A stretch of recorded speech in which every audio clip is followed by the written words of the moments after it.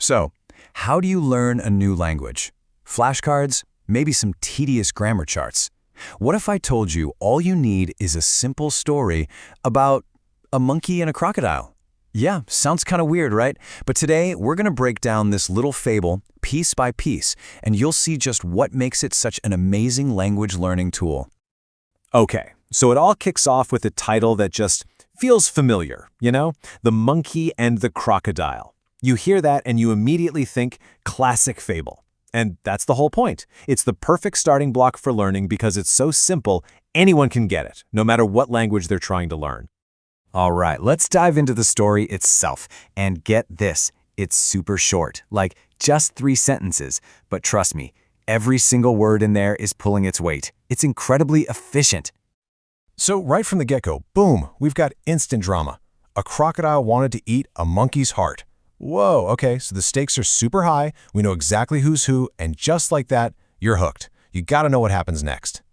But here's the twist. The monkey? He's not just some helpless victim. He's smart. He tricked the crocodile with this completely ridiculous excuse. I mean, who leaves their heart in a tree? But that one word, tricked, that's the key. It's literally the engine that drives the whole plot forward. And then we get the payoff. The trick actually works. The croc falls for it, and our monkey gets away safely. And think about that for a second. In just 3 little sentences, you've got a complete story, a problem, a really clever solution, and a happy ending. It's perfect. Okay, but a fable is more than just a story, right?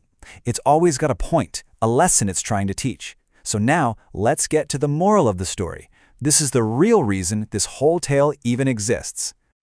And there it is. The whole point, boiled down to just 3 words. Cleverness saves life. See, this isn't just a quick summary. It's the anchor for the entire lesson. Everything we just heard, the crocodile's plan, the monkey's trick, the escape, it all leads right to this one simple idea. So we've got the story, we've got the moral, now the lesson kind of shifts gears. It's time to break this thing down into its building blocks, the vocabulary. This is where the actual language learning part really starts. First up, they pull out the key nouns, starting with our main characters. So we learn the word crocodile. But see, you're not just learning a random word from a vocab list. You're learning about the bad guy from the story you just heard. That context, that's what makes it stick in your brain. Next, they focus on the most important action, that word trick. Remember how we said it was the engine of the plot? Well, by defining it, you're not just learning a verb, you're gaining the power to explain exactly how the monkey made it out alive. And finally, they give you the key adjective, clever. This word is so important because it's not just describing the monkey. It ties directly back to that big moral of the story. When you learn this word, you're basically learning the whole thing.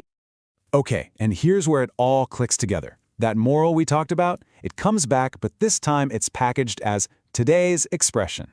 And this is such a brilliant move. It takes this big, philosophical idea and turns it into something practical, a chunk of language you can actually memorize and use in a conversation.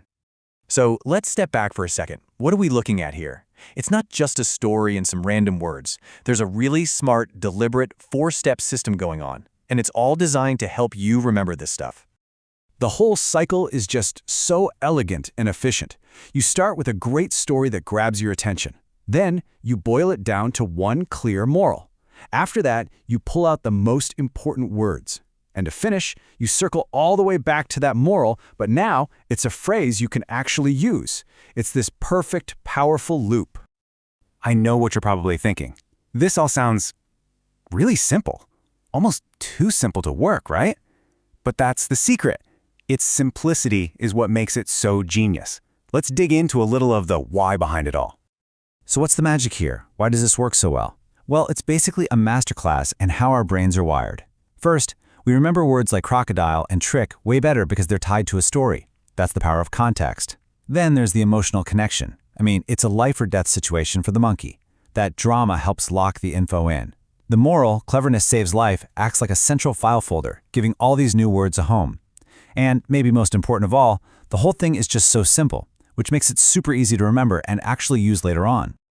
So, when you boil it all down, this method gets back to the absolute basics of learning. A good story with a clear point.